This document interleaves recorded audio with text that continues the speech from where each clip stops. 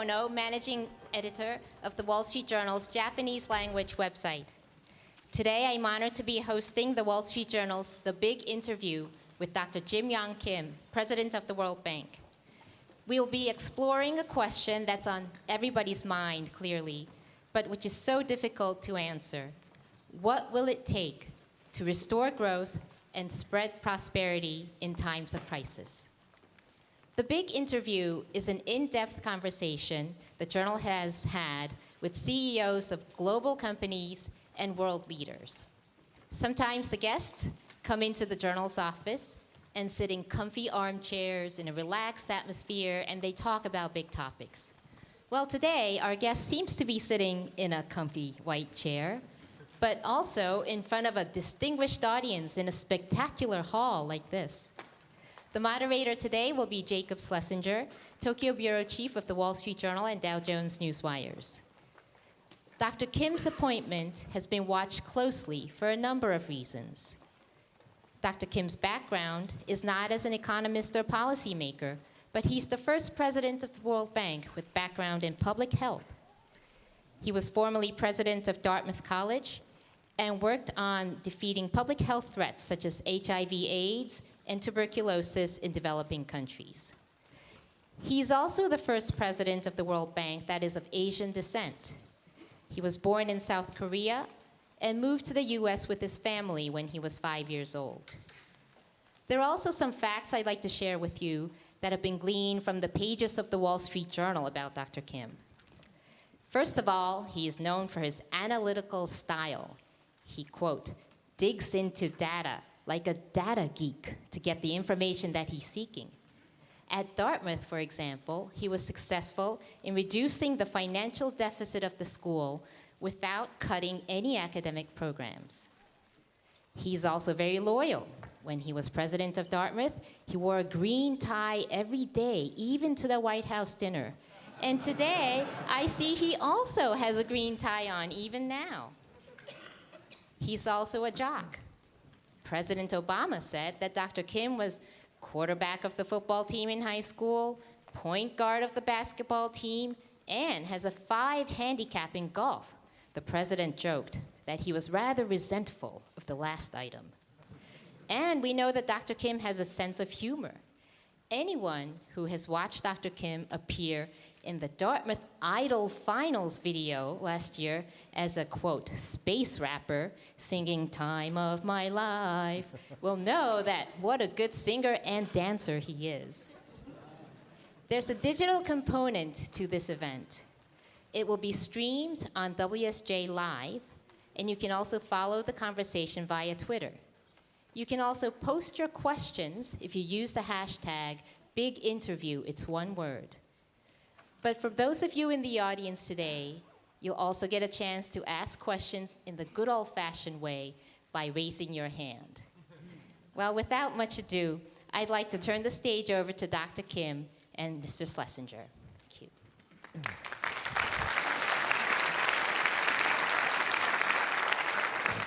Well, thank you, Yumiko, for that introduction, and thank you all for coming today to have the sort of show inside the sausage factory and watch a real live interview taking place. And thank you for making the time.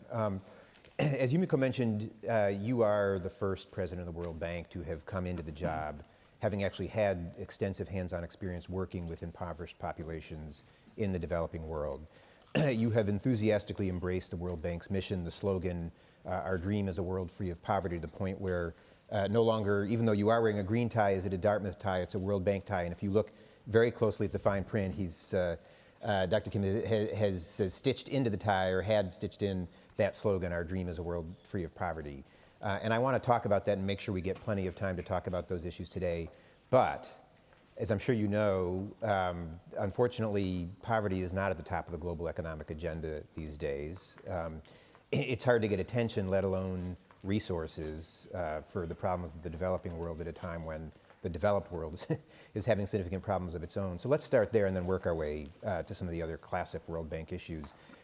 Tell us how you view the global economy right now. How bad is it? What are the risks of another recession? Well, you know, we're all watching this very, very carefully, and we've been participating in a lot of different analyses, and there's no question all of the expectations of growth have been scaled back. And this is a huge concern at the World Bank especially, because we're watching especially how the impact of the slowdown in global growth, the recession and the events that date back to 2008, we are especially looking at how the impact on the poor. Now, one of the good news stories is that over the last 5 to 10 years, a lot of the global growth has been happening in developing countries. You know, Africa has enjoyed a 5% growth rate. Latin America has had high growth rates, and they've also rebounded fairly quickly. It's not been an even recovery. There are some countries that have rebounded more quickly, but the recovery after the 2008 crisis was very strong. So our major concern is to ensure that all the gains that we've seen from the growth of the last 5 to 10 years are not wiped out by the crisis. We're watching very carefully. We're trying to make the point that focusing on poverty in these times is not a question of, look, we're busy, why do you want us to focus on charity? We don't see it as charity. We see the investment in both the inputs, things like health, education, social protection programs, and also focusing specifically on how to make the private sector more dynamic and more inviting of investment, and even in developing countries. We think that those two tasks are the same for everyone. Everyone has got to look at their public expenditures and say, these are the things that are really helping people, these are the things that are providing the foundation for growth, especially in the private sector, and they've got to look hard at the rules and regulations in the private sector. We have done extensive work on how countries can make their private sectors more welcoming of investment. That is a task for everyone, and investments in the developing country are really investments, we think, in future growth. Okay, well, thank you for that overview, and we'll get back to that. But again, focusing on Europe, as you say, the emerging economies have grown incredibly well, but as we've seen in Asia, China, which has been an engine of growth, is now really slowing down significantly because of Europe's problems. So you had, in fact, said at one point that it is of the extreme urgency that European countries take all necessary measures to ensure stability. Do you think they're doing that right now? Is Europe doing enough? Well, there are a lot of things that are really encouraging. I think the emergence of the ESM, the discussions that are happening, I think there are a lot of encouraging signs. I think we're on the right track. It's slower than any of us would like, but it strikes me that there have been actions taken recently that have improved the stability. Now, the task of getting back on the track to growth, it goes back to what I said earlier. Every country has to look at their public expenditures. They've got to look at their business environment, and if all the countries will focus on those two issues and focus on those two issues in a way that will bring about quick change, I think we can get back on the path to growth. I wanted to pick up on a point that you raised earlier, which was, you say, the dangers to progress.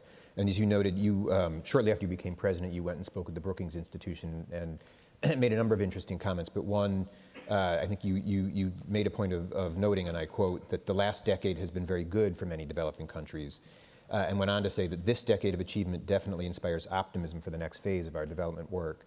A couple questions I wanted to ask about that. One is, how can you really be optimistic for a next phase when there's so much uncertainty about global growth? And just to talk a little bit more about the issue you raised, which is what are the dangers to not only losing the gains that you've seen in the developing world over the last 5 or 10 years, but possibly wiping all of them out? So on the issue of optimism, I've worked in some of the most difficult settings. I've worked in prisons in Siberia, I've worked in squatter settlements in Peru, I've worked in rural Haiti. And one of the things you learn when you're a development worker is if you have access to resources, if you're coming in from a situation of relative power and going into settings like the ones that I walk into, if you walk into those settings with pessimism and cynicism, that's just deadly for poor people. In these kinds of situations, when you're in a position of power, when you do have resources, I really believe that optimism is a moral choice. You've got to fundamentally believe that good things can happen. And I'm very fortunate because I've seen good things happen.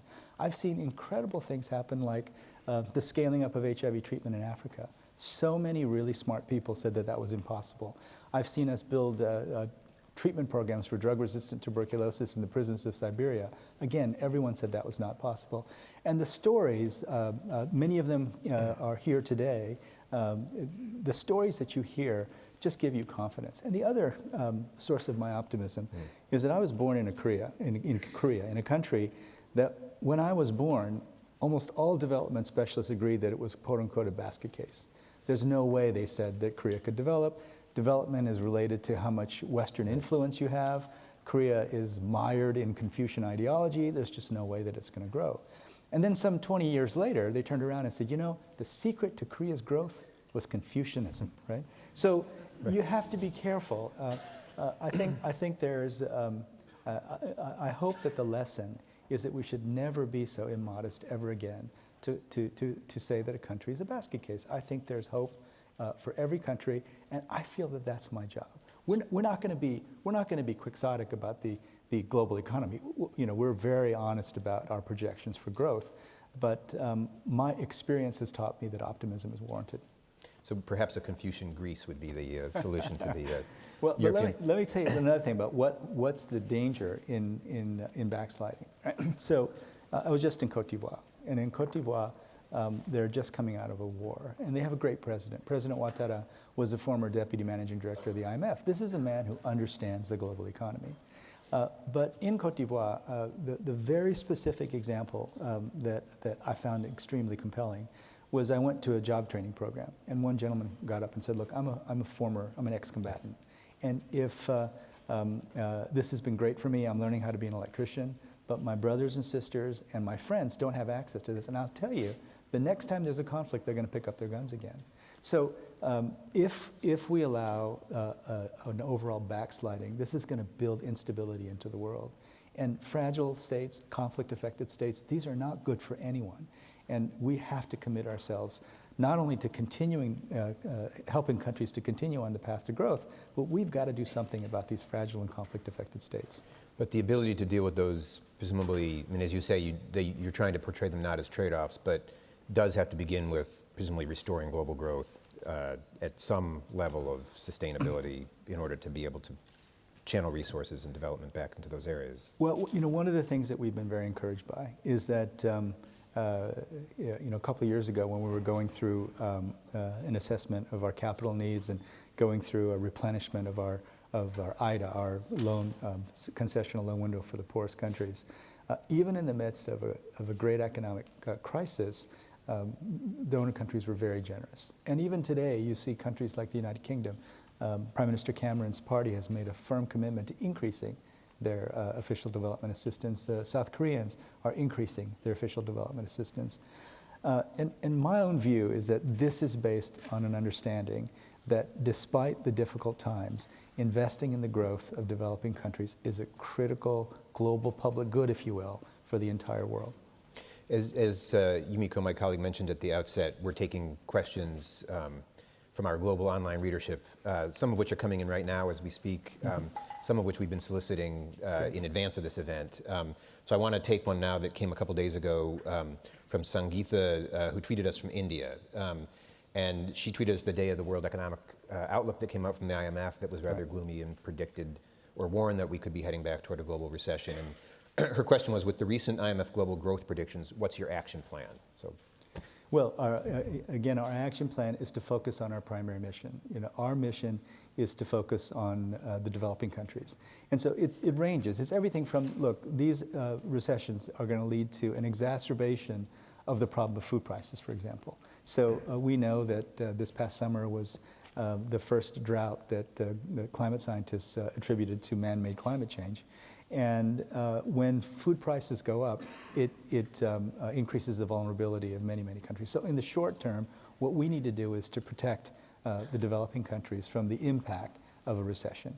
But we're not going to lose sight of the fact that even in the midst of these crises, we have to think about the long-term plan. You know, one of the things that we did recently was we wrote a report with the Chinese government called China 2030. And in it, in the middle of the financial crisis, they began thinking about, well, what is our growth strategy going to look like going forward? And one of the things that came out of that report was that the Chinese government and the World Bank agreed that internal consumption was going to be a big part of its growth strategy in the future. This is new, and this is what all countries need to do. Yes, let's pay a lot of attention to what's happening in terms of the global economy, but let's not lose sight, one, of protecting the poorest, and two, setting the framework and setting the groundwork for the growth of the future. You mentioned, as you say, recessions and particularly financial crises can have a significant immediate impact, whether it's food prices or others. Your predecessor, Robert Zoellick, in the wake of the last big downturn in 2008, 2009, spent an unprecedented $300 billion of bank funds, or spent and disseminated through loans, emergency funding to try and cushion the impact on lower and middle income countries. As you say, you also got at that time a big generous increase in funds for the bank. I think you've ruled out asking for more money at this point, and the reality is, given that your sister institution, the IMF, has already passed out the tin cup, you wouldn't get money even if you tried. Do you have enough money to do what Bob Zoellick did if another crisis hit where the needs were so swift and so vast? We've done a lot of work to prepare. I think that was an example, another example of the World Bank at its best, and Bob did a great job in responding. We're not in the same position as we were back then, but we still feel that we can move quickly. We've already established emergency windows for supporting countries who are facing a food crisis. So while we're not as good as we were in condition as we were before, we still think we're very healthy. And in terms of a capital increase, I think it's just a reality that there's no appetite to have that discussion right now. And in the meantime, what we can do is to get better and better and better at what we do. Tomorrow I'm going to be talking about how the World Bank needs to move from being just a knowledge bank, which was a term that Jim Wolfenson coined, to being a solutions bank. And what I mean by that is we have to be the best in the world at bringing experiences from throughout the world, at bringing policy possibilities, at bringing implementation experience. We have to be the best in the world at bringing those kinds of solutions to every country that's a member country. And we have a lot of ideas about how to do that. So while we wait and while we watch carefully, while we continue to do our work, we're going to get better and better and better at our knowledge work. We're going to be a solutions bank. Not that we have the solutions, but that we can broker information and be a convening body for really innovative approaches to problems that exist everywhere in the world. You had alluded to, I think earlier, and certainly have said this, made some intriguing comments over the months, that while, as you've said just now, your core mission is the developing countries, the World Bank may have assistance that you can contribute to the developed world, making clear technical assistance, not financial assistance. Right. So, and you said you would do so if asked. First of all, has anyone in Europe asked for your help? Well, we're in the middle of informal conversations with lots of different countries. And we're walking into this with great humility. But as I came into the bank and I met the people, I've been walking the halls of the bank and visited almost every unit and spent at least an hour talking with people. I've met people with just a unique set of experiences. So for example, we have people with PhDs in economics from the top institutions who were in Indonesia during their crisis, who were in South Korea during their crisis, who were in Vietnam, Turkey, even Bosnia. I mean, we have great minds who understand the literature inside and out, but who have this practical experience of having the client in front of them, helping them make decisions that will pull them out of crises. Now, it just struck me that any country that's facing difficult times might want to have those people next to them, not telling them what to do, but to say, we've seen this before. We've seen this, and we've seen this in these kinds of situations. Your situation looks more like this than that. And, you guys have to make your own decisions, but here's what we've learned. Now, it strikes me that would be helpful. And on that basis, we've begun several informal conversations, and we want to be helpful. So since this is an informal conversation here, can you tell us which countries you've been talking to or where the bank has been offering some of this kind of guidance? Well, let me just put it this way, both countries that are doing really well and countries that are doing not so well, across the spectrum, we've been having these informal conversations. So, without being specific yet, the task for us is to help the high-income countries appreciate what it is that we've done. Right. So some countries will, some people look at the World Bank and say, well, they're the ones who, deal with the Sahel. Well, we're very proud of the work that we do in the Sahel, but we want people also to understand that we worked in South Korea in the late 1990s when they were going through their crisis as well. But would it be accurate to say that you are actually providing assistance to some of the troubled European countries right now? Well, no, we're having informal conversations. Informal conversations with those just countries. informal conversations, Okay. right? And can you be a little bit concrete? We were talking earlier before coming out here about things you've learned in Rwanda or elsewhere. I mean, is there a specific thing that, say, Greece or Italy could learn from Rwanda? So Rwanda, President Kagame, in a conversation I had with him years ago, said that, economic growth is really important for us because the curve of economic growth has to be steep enough so that the curve of genocide doesn't surpass it. I mean, he was quite literal about this. He said, if I don't maintain a certain level of economic growth, we are at risk of going back into a genocide type situation. So for him, economic growth was very real. And what he did was he took our doing business report and he said, so how do we rank? Where are we? Where do we sit? And how can we get better? He discovered that it took at that time 99 days to register a business. And he used the report to say to his team, we've got to change this. Now that's down to 2 days. And so we shouldn't be surprised that Rwanda has had 7 or 8% growth rates over the last few years. The president and the cabinet has been explicit about putting into place rules and regulations that are actually friendly to small and medium enterprises, especially in growing and creating the good jobs that everyone wants. So you've just passed your 100 days. I guess today's 104 for you. Tomorrow, you're going to give your first big speech laying out your agenda for the bank. Preview that a little bit for us here today. What are you going to be saying tomorrow in terms of setting your agenda? Well, we've talked a little bit about it, Jake, but I really want to make the strong case that now is not the time to turn away from all the great efforts that we've made in the past in supporting developing countries to grow. I really want to make the case. One of my closest friends from Harvard and a mentor to me has been Michael Porter. And the thing that he really pounded into my head was that when we talk about competitiveness, we're not talking about a zero-sum game. That if all countries become more competitive, it means they're making the best use of their natural resources, they're really looking at their strategy, they're considering issues like cluster formation, and they're doing it in a way that is growing the economy. That's good for everybody. So first and foremost, I want to make that case. This is not about charity, this is about a commitment to the global economy of the future. But the other case I want to make is that we think we can help. And we think we can help because we have a cadre of very special people, brilliant academics who then for decades have been solving practical problems in the field. And as a result, we've got all this collective experience.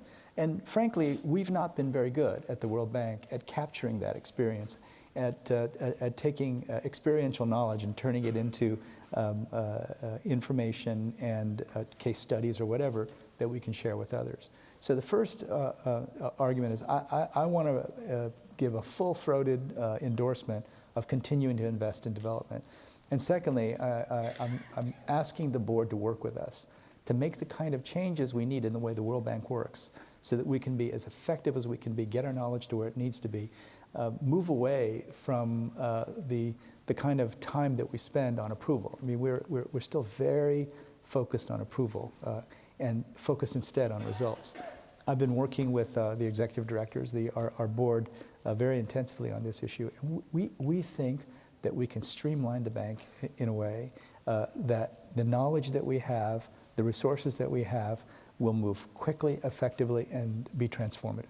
Okay. I mean, I know you've talked a lot about the management of the bank or the functioning of the bank. You've used phrases like results on the ground, nimbleness, the science of delivery. Translate that in a concrete way for us, though. I mean, what will stakeholders, what will people outside the bank see? Give a concrete or a hypothetical example of how the bank would function fundamentally differently under a Kim administration. Well, for example, I just announced this week that we've made an agreement with the South African government. When I went to visit President Zuma and the cabinet, I was, first of all, just deeply impressed with the quality of the people that I met. I was also really impressed with how honest they were. They were really straightforward about the things they've accomplished and the things that they still need to improve on. And so it struck me as a perfect, as a perfect opportunity for us to say, well, so why don't we work together and make this science of delivery a reality? So one of the things we'll do now is we're going to create what we've called delivery knowledge hubs, and South Africa is going to be the first one. And so the way this is going to be different is we're going to bring the best expertise, not necessarily bank people, the best expertise in the world, and respond quickly to issues that the South African government has. And we're also going to capture those experiences. So it's not, South Africa's had great successes. And those great successes need to be shared with other countries in Africa and countries throughout the world. So our hope is that this hub can move swiftly to not only provide expertise to the South Africans, but take the learning from South Africa and quickly move it elsewhere. If we can do that, we feel that there will be an ever-growing demand for our services. Okay, but in terms of benchmarks like time it takes to make a decision, time it takes to approve a loan? Absolutely, we're looking at everything. We're looking at ways of, instead of creating these very thick documents that we present to the board, doing things much more effectively, having more checklists, having a way to just decrease the amount of time it takes to go through the bureaucratic procedures.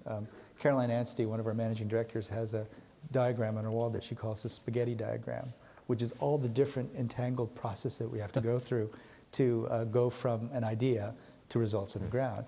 And we're going to do everything we can just to shrink that diagram. And this has been an issue for a very long time. I think 25 years ago, critics of the bank and even inside the bank, people were saying, we've got to spend less time focusing on approval of projects. We've got to decrease the focus on volume and really focus on results on the ground. This is a wonderful opportunity. Bob Zillig did some fantastic things. He moved toward openness in a way that was really very striking. This is going to be one of his many legacies. But now that we've taken these steps, the next thing we need to do is to be open about our procedures, the fact that they're taking too long, and then take concrete steps toward changing those. Now, we're going to need the help of the board, and we're going to need the help of the governors to do that. So this is a conversation we're going to have tomorrow. Okay. Well, let's talk about the ultimate result on the ground, the ultimate benchmark, what's on your necktie, what's on the black T-shirts of a lot of people in the audience, and poverty. When you were at the World Health Organization, you very famously set an audacious goal of a program of it was 3 by 5 in the year 2003. You vowed that 3 million people, 3 million additional people with HIV/AIDS would get treatment by the year 2005. A lot of people said it was impossible. You met the goal. You were a little bit late, but you accomplished what you'd set out to do. So, give us your 3 by 5 today. What is the 3 by 5 for the Kim administration and the World Bank in ending poverty?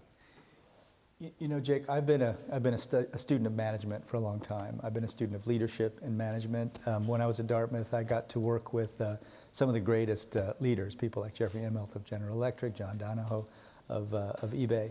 And as a student of management, what I learned was that if you don't set a concrete target with a concrete end date, it's hard to actually change the way you do things.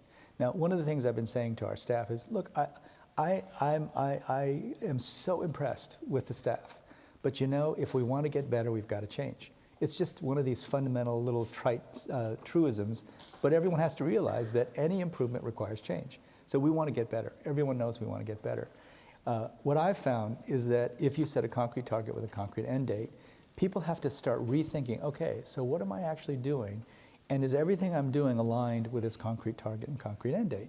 So what I did was went to the bank and asked some of our most brilliant scholars of poverty, people like Martin Ravelian. And I said, Martin, how long is it going to take for us to end absolute poverty? And so we're at about 22% of people in the world living in absolute poverty, and it's going down about 1% a year. So I said 20 to 25 years. And he said, yeah. I said, so what could we shoot for? What's a reasonable, very audacious goal? So it has to be both reasonable and audacious. And so we're playing with that right now, and some of the numbers are pretty exciting. If we can reduce dramatically the time it takes to end absolute poverty, how exciting would that be? People inside the bank, our partners, if we could be part of a movement to end poverty in less time than it would take, as we're going now, how exciting would that be? Now, it's daunting because we're in the middle of a difficult economic time. On the other hand, what we think it will do is it will just give us clarity. Okay, if that's what we want to do, how do our activities, how do our structures, how do our processes, how does it align with this notion that we're going to end poverty, we're going to end poverty as quickly as we possibly can. We're going to do it by boosting prosperity, especially in the private sector, and everything we do is going to be focused on doing that. The 3x5 give energy. I mean, what it did was it gave a pace and a rhythm to what we were doing. Every 6 months, we launched a report saying, here's how you're doing, and just providing that report gave energy and made people compare. So, we want to do our poverty reports come out every 3 years or so. So what is your date for ending poverty? Well, we haven't decided yet. And we haven't decided yet because it's not something we can decide on our own. It's an idea that we have to discuss with lots of different partners. But it's exciting. It's creating excitement in the bank, which is just great. I mean, it sounded from doing my rough math that you're saying sometime before the year 2037. Is yes. that? Yes, absolutely. 2030, is that? We haven't decided yet, Jay. We haven't decided yet, but... When will you have, but your goal is to create a benchmark, and when do you hope that you'll have that? I think by the next annual meetings, we will have had time to do lots of discussions with our partner organizations. You can reveal it at the next big interview we do next year. The next big interview we'll do. Well, the other thing is we're not interested in imposing a target on other organizations. The primary focus here is we need a target and an end date because that is what will help us bring about the changes that we want to bring about inside the World Bank. We want to be as effective as we can possibly be, and I've just seen that targets change the way people behave. Okay, well, thank you. As I mentioned, we're taking some questions from our audience around the world, and we've got one now, a lot of questions actually on China. Mm-hmm. This one comes from Christian Reese in Argentina, who tweeted this question: are you prepared for a collapse of the Chinese economy? Well, I've worked a lot with the Chinese authorities, and as I've said, I think the Chinese are doing some important things right now to try to get their country back on the path of growth. And I would just invite Christian, is that his name? Christian. Yes. I would invite Christian of Argentina to read the China 2030 report. I think he'll be impressed with the extent to which the Chinese government is thinking in really tough terms about what they need to do, not only in the short term, but in the medium and long term. So let me put it this way. I'm rooting really hard for the return to rapid growth of the Chinese economy. It's good for everybody. And I'm very impressed with the seriousness of the Chinese authorities in ensuring that happens. You talked about 2030. Do you think that China's doing enough in 2012 to restore growth? I'm encouraged by some of the things that they're doing. I'm encouraged by the fact that they take so seriously the economic crisis. I think the Chinese are very much aware that their growth is not only important to China, but it's important to the entire region and to the entire world. I think that let me put it this way. In talking with the Chinese authorities, I am completely convinced that they understand exactly the nature of the problem, and they're taking every measure. They're going through a political change right now. And once the political change is complete, my sense is that they'll be very aggressive in trying to restore growth. The transition in China is intriguing on its own and also as a reflection of the transitions of the bank itself. China is both a borrower from the bank and also an increasingly large donor of aid. Yeah. In an era of scarce resources, why should China be getting World Bank loans? Well, China does not get concessional loans from the bank anymore, our so-called idle loans. But if you look at the portfolio, about 70% of the loans we make to China are around sustainability. So the way we look at it is that our engagement with China is actually producing global public goods. It's helping China move toward a path of sustainability. But moreover, we are a world bank, and we're very serious about being a world bank. And that means that we are not just a bank of lower income countries. We have to, and we're completely committed to being a bank for the entire world. So the benefits of us being engaged in China are multiple. we think we provide good knowledge resources. We provide analytic capacity data to China, but we also learn from China. China is to this day responsible for lifting more people out of poverty than any country on earth. In fact, the fact that we reached the Millennium Development Goal of having global poverty, a lot of it has to do with the efforts of the Chinese government. And the Chinese government is clear about this. It's economic growth that lifted people out of poverty. So we can't be a World Bank without engaging deeply in China. So we will continue to be engaged in middle-income countries, and we see China as a critical partner. I think the Chinese leaders obviously wouldn't disagree with anything you said, and would also view that because they're playing a larger role in the world, that they should have a larger voice in the international financial institutions, both the IMF and the World Bank. I know that you were asked about that in your Brookings appearance in mid-July, and when that came up, what you specifically said was, I'm quoting, "It's a difficult and complicated issue, and after 2.5 weeks on the job, I don't have strongly formed views." So now that you've been on the job for 104 days, perhaps you could tell us your strongly formed views on China's bigger vote. Is that all it takes to have strongly formed views? This is a conversation. So let me just put it this way. I am very grateful that I get to work inside the multilateral system. I am a firm believer in multilateralism. It's messy, it's complicated, it's difficult, but if we didn't have the multilateral system, we'd have to invent it. This is a discussion that we're going to have in 2015, discussion on voice reform. There already has been voice reform, and it's a discussion that I will participate in, but it's one that our governors have to have. These are very difficult choices to make, and we took some very important steps toward voice reform. Are we going to take further steps? My guess is that we will. What shape will they take? I'm not sure. Okay. As you know, the big role that China has played in the international meetings here this week is, to be frank, shrinking their role. About a week ago, it was widely reported that the Chinese banks were not going to come to Japan, part of a protest in this territorial dispute. Just yesterday, we got the rather surprising news that the Chinese central bank governor and the finance minister were not going to be coming either, again, as part of this political row. How does that affect the effectiveness of these meetings when the second largest economy in the world doesn't send their people? How does it affect China's ability to try and function and increase its role in the World Bank when they're not attending your first big World Bank meeting? Well, there is a Chinese delegation here led by the Vice Minister of Finance, and let me take a step back though and give you a little different perspective on this. There are conflicts now about territory, not just between China and Japan, but also South Korea and Japan. And I guess my view on this is very particularly rooted in my background. I'm an Asian American, and went to the United States in 1964. And that was just the beginning of Japan's rise as a great economic power. And I have to say, as an Asian American, seeing an Asian country rise like that was a source of pride for me. And then South Korea followed that path, and then China followed that path. And so as an Asian American, I just see overwhelmingly that there are more things that bind together these three countries than that keep them apart. And I have to say that unfortunately, history isn't always one of them. History is complicated here.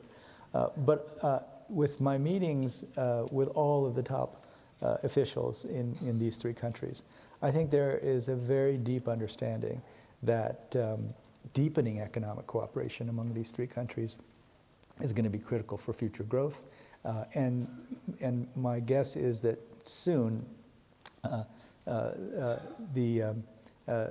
excuse me, all of these countries will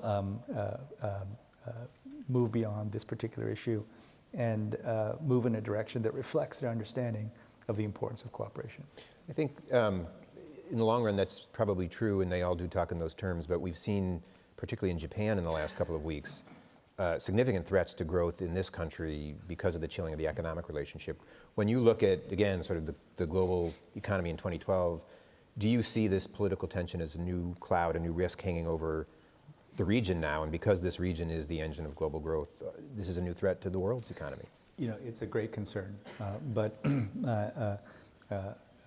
I'm very optimistic that in the next few months, with the unfolding of various political and other events, I'm very optimistic that the leaders of these three countries will come back to their fundamental understanding of the importance of cooperation in this region.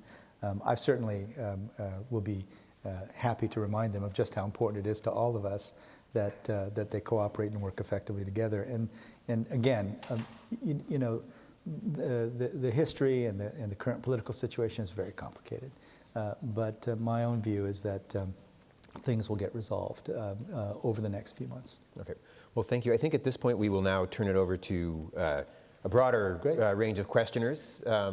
Yumiko will be taking questions from the audience, and George Nishiyama will be taking questions that have been submitted online. So, that over to you. Okay, thank you, Dr. Kim. Thank you, Jake. Wow, we've certainly covered a lot of ground here.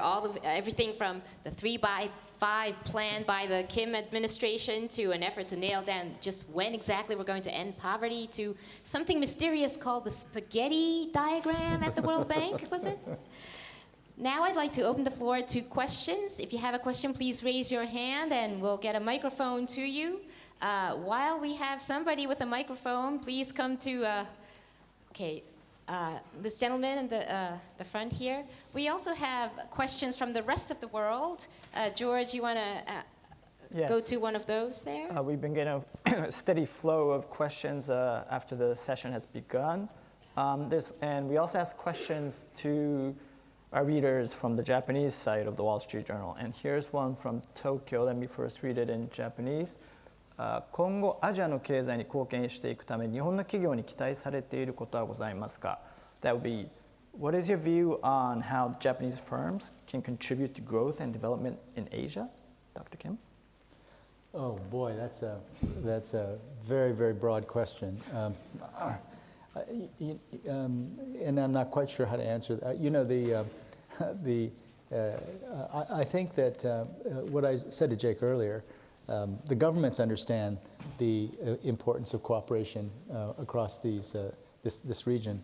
My own experience in meeting with heads of companies in the private sector is that they have an even deeper understanding of the importance of integration and cooperation across the region. And I think they're all waiting anxiously for this conflict to blow over so they can go back and get about the business of increasing trade within the region and also with the rest of the world. So I think that the private sector simply needs to continue to aggressively look for opportunities to grow the economy. Okay, thank you. And now we'll go to the audience. Gentleman over here. Thank you very much. Thank you, President Kim. Thank you very much. My name is Fukuda from Institute for International Monetary Affairs.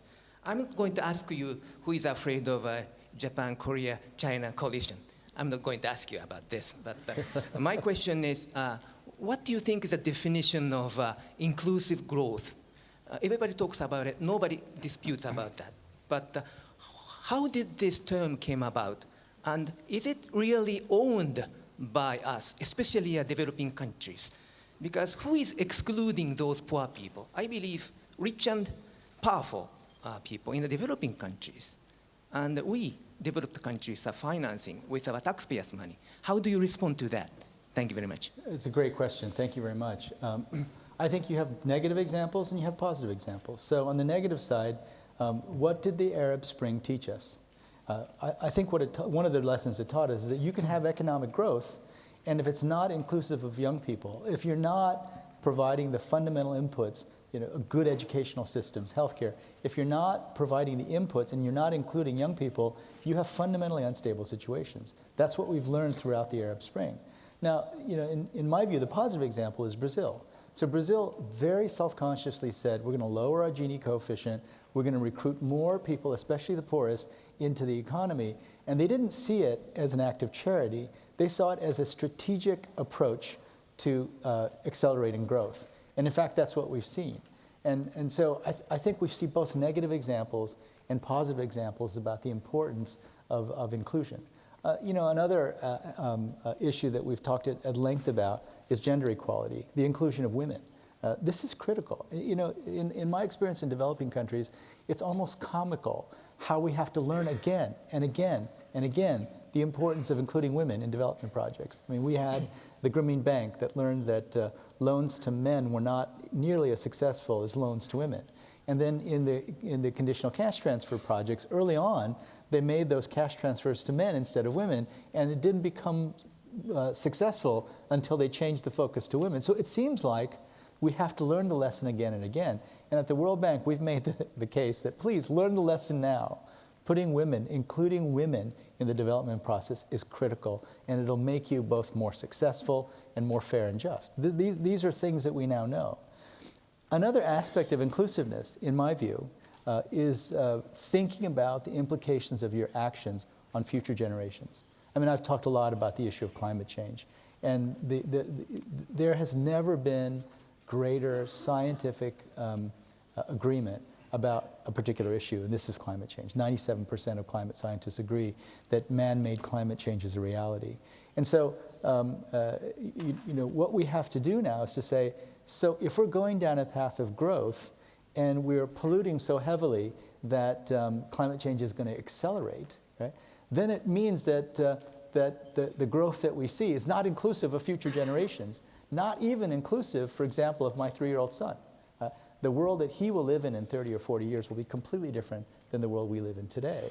So I think that for me, inclusive growth is not just a slogan.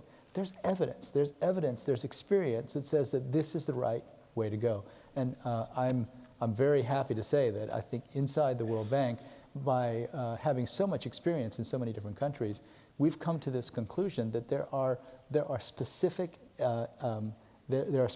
pieces of evidence that make the very strong case that this is the right path to go down. Thank you. Any other questions? This gentleman at the front. Yeah. Mr. President, congratulations on your 104 days. Thank you. My name is Marcos Freitas. I'm from Brazil.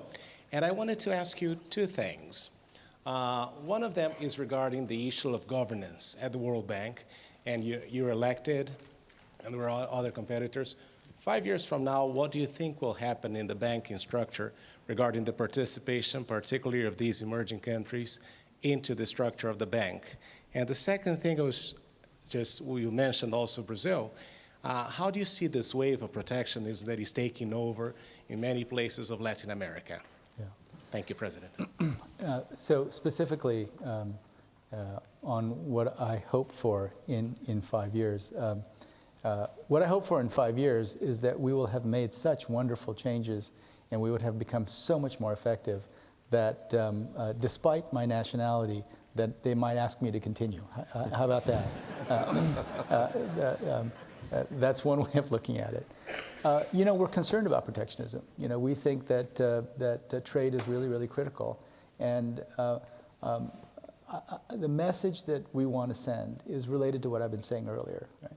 That if you focus overly on the short-term reactions to the economic downturn and don't look in terms of the medium and the long term, you tend to do things in a reactive way that maybe give comfort for the moment.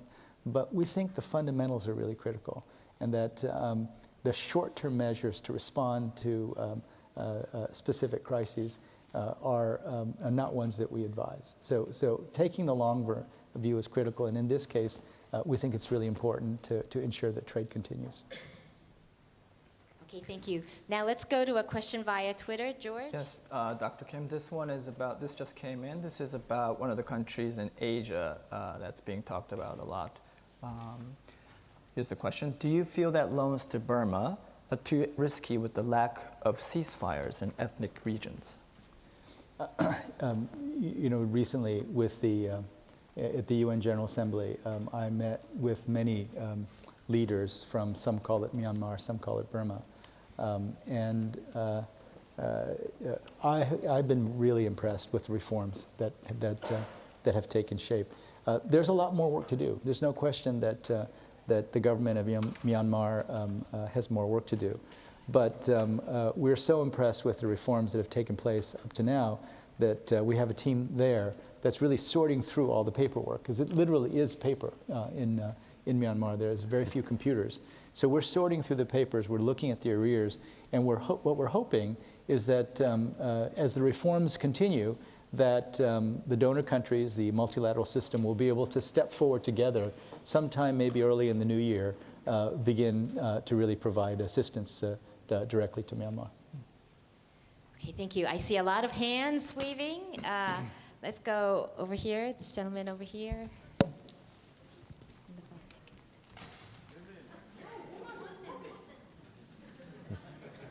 Let's have some gender equity. Huh? Okay, okay. There's a woman in the Well, back. I picked on you, so maybe you go first, and then, okay, gender equity questions. Okay, all the way at the back, you next.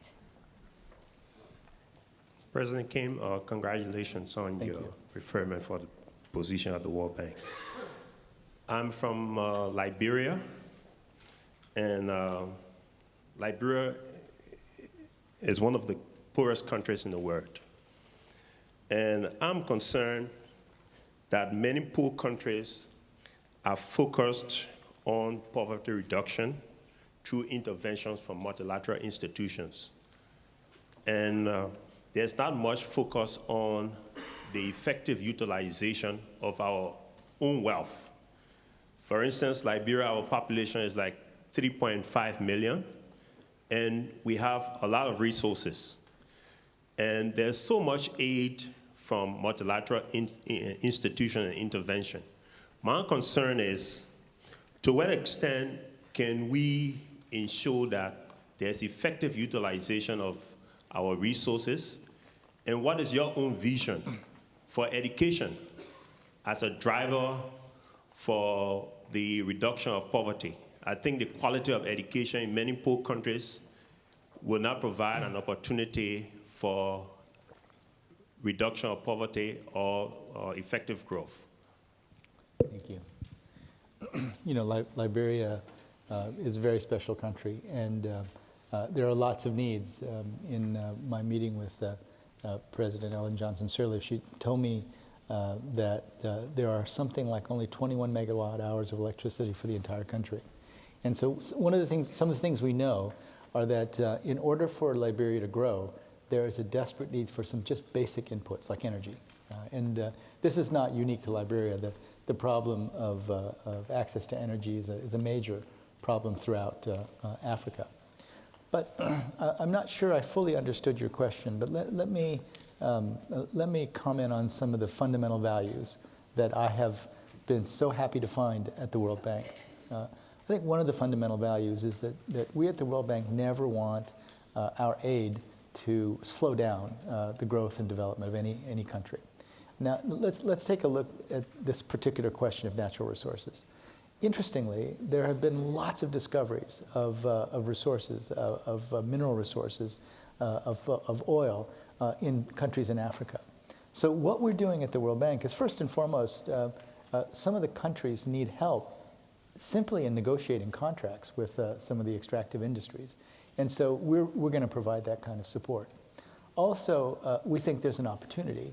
And the opportunity would be that wouldn't it be wonderful if we took some of the profits from the extraction of natural resources and used them to support, for example, social programs like education. You know, I've been an educator all my life. I came to the World Bank from an educational institution. I have a very acute understanding of the importance of education. But one of the things that we have to be careful about is we have to really think about whether the kids who are in school, I mean, first of all, how to get the kids who are out of school in school, but probably even more importantly, how do we ensure that the kids who are in school are actually learning? Right?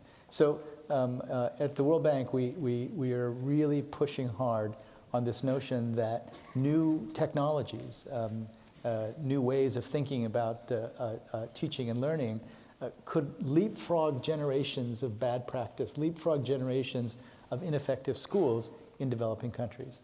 So nothing would make me happier than to see Liberia adapting some of the new techniques in education that we see having such great impact. I mean, friends of mine, people like Wendy Kopp, who started an organization called Teach for America in the United States, now Teach for All, she's going throughout the world, people like Saul Khan, who developed something called the Khan Academy, a very simple and straightforward way of using computers to teach math. And soon he'll be trying to teach literacy.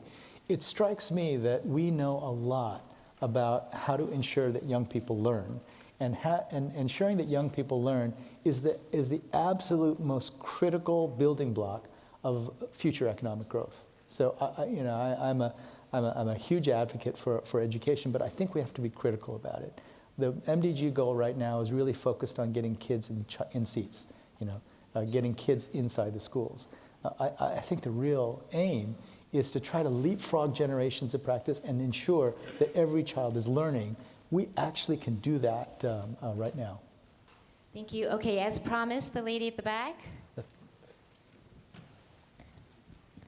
Thank you very much. My name is Rosemary Akola. I come from Ghana, and I work with the civil society group.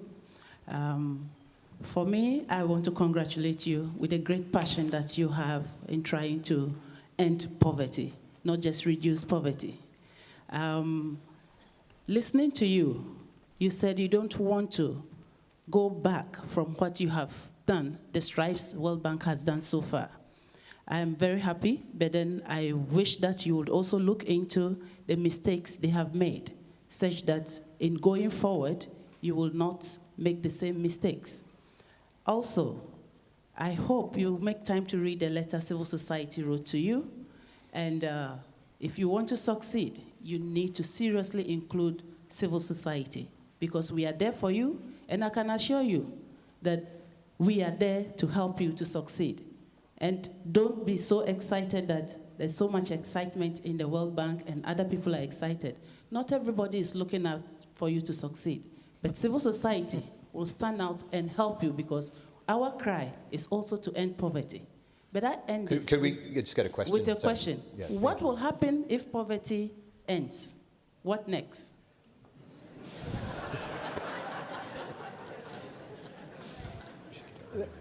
Thank you so much. So many wonderful questions there. So let me try to go through them specifically. So, looking at failures, I just gave a speech in which I announced that we're going to adopt a practice that I learned from medicine, and we're going to very publicly look at our failures. Right?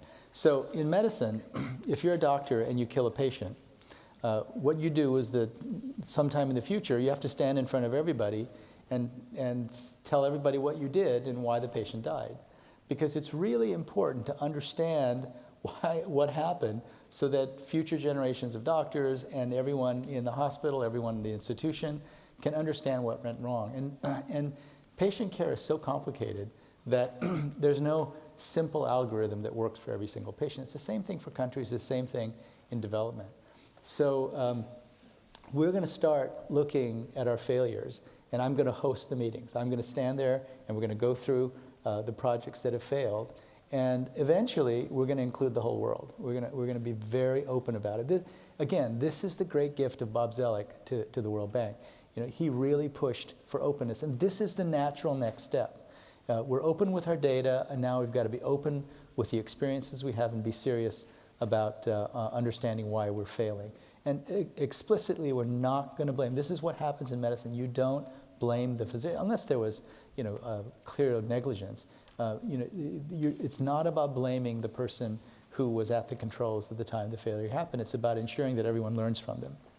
On the issue of civil society, I come from civil society. I've been part of civil society for almost all of my adult life. And so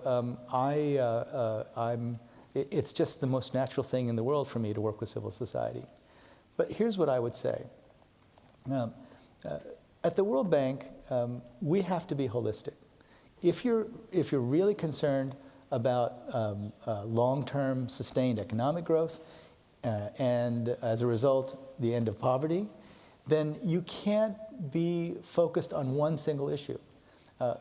Many civil society organizations are focused on narrow issues. We respect that. We understand why that's the case. But what we are going to insist is that we want to work with civil society so that we make sure that our safeguards that have come to a great extent from civil society, that our safeguards are in place But we are extremely impatient to get about the business of ending poverty, right? We don't want a civil society organization that's concerned with one issue to work and work and work so that it slows us down in ending poverty. We believe that we can keep the safeguards in place while at the same time accelerating our activities. Now, absolute poverty is $1.25, right? It's not like we're going to celebrate if everyone's at $1.26, right? This is a deep, deep problem. And we think that ending absolute poverty is an absolute must. But once you end absolute poverty, there are many other projects to take on. What about vulnerability? Right? If you get everyone to $1.26 and the next food crisis that hits, everyone's plunged into poverty again, we're not going to be satisfied. Right? And I think this fundamental notion about what does it take to boost a shared prosperity. If your goal is to make sure that young people and women and future generations can share in the prosperity that we build today, that's a lot of work. And we think we're going to be busy for a very long time. Thank you, Dr. Kim. As you know, we still have a lot of questions from the audience. We also got a lot of questions from online. I've just been told that this is the last question, but please let me read one last question via Twitter. And please be honest, Dr. Kim. We know that you can be the space rapper. You're aware of Psy, the Korean rapper. The question is this from Sydney. Can you do Psy's Gangnam Style dance?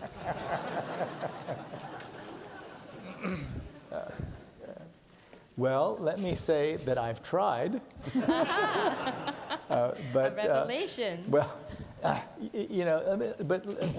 There's a bigger point there. So the Gangnam Style is such an interesting phenomenon because Korea's done some really interesting things. First of all, the Koreans have expressly said they want to be the Amsterdam of Asia, in that they want all their young people to speak 3 languages. And they're talking about some combination of Chinese, English, Korean, and other languages. So they want to be multilingual.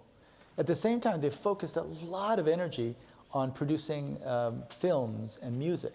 In Korea, what I'm told is that 90% of the movies that the Koreans see are Korean-made movies.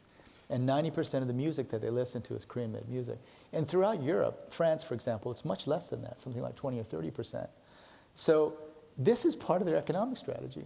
Part of their economic strategy is they want to be the producers of the most popular cultural products in the world. And Psy is just is an example of it. And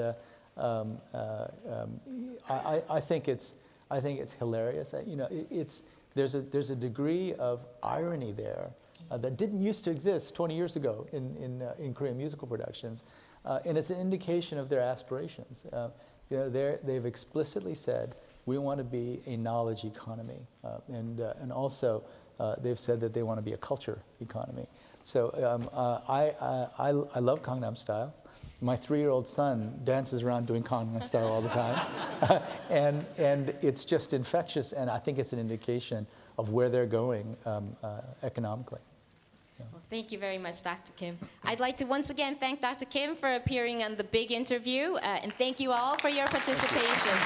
Thank you all.